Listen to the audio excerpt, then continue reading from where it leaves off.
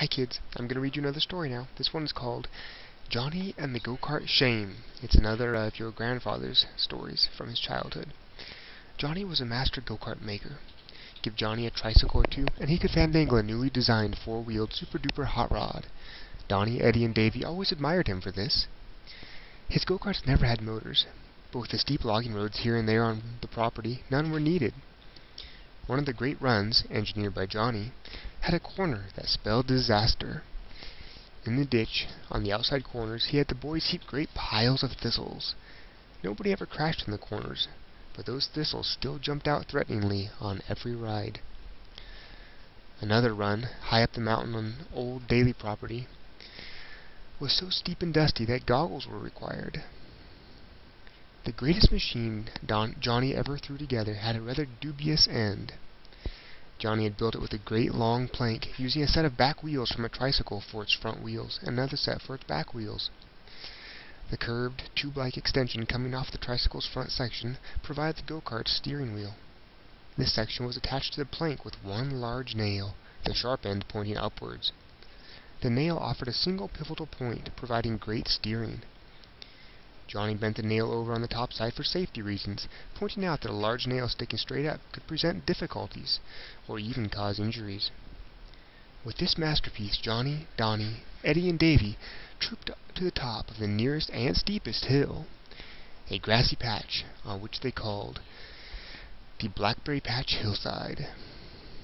It got this name because Pa always kept that hillside burned off so the berries would grow better. Later, Pa had to stop this practice because the neighbors across the road didn't have a lot of faith in Pa's safety precautions with the fire. But for now, they had a cleared go-kart run with little brush. The hill was very steep, and at its bottom was a head-on collision with the flatlands.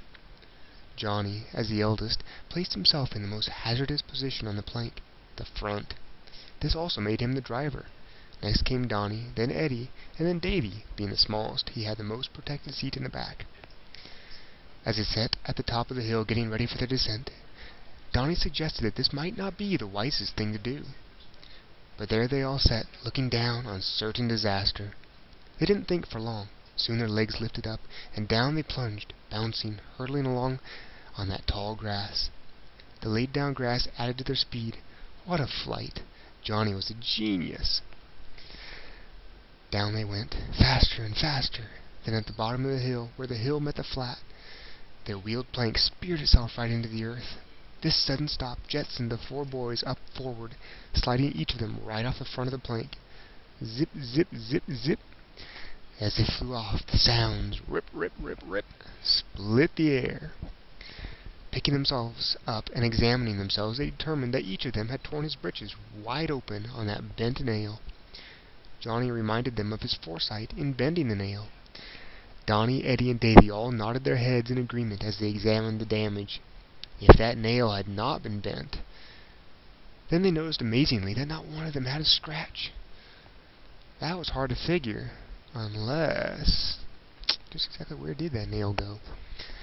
As luck would have it, when they got to the house, the front room was full of company. Shame was upon them. They did some tricky, nonchalant maneuvering to get past the company unnoticed and into their room.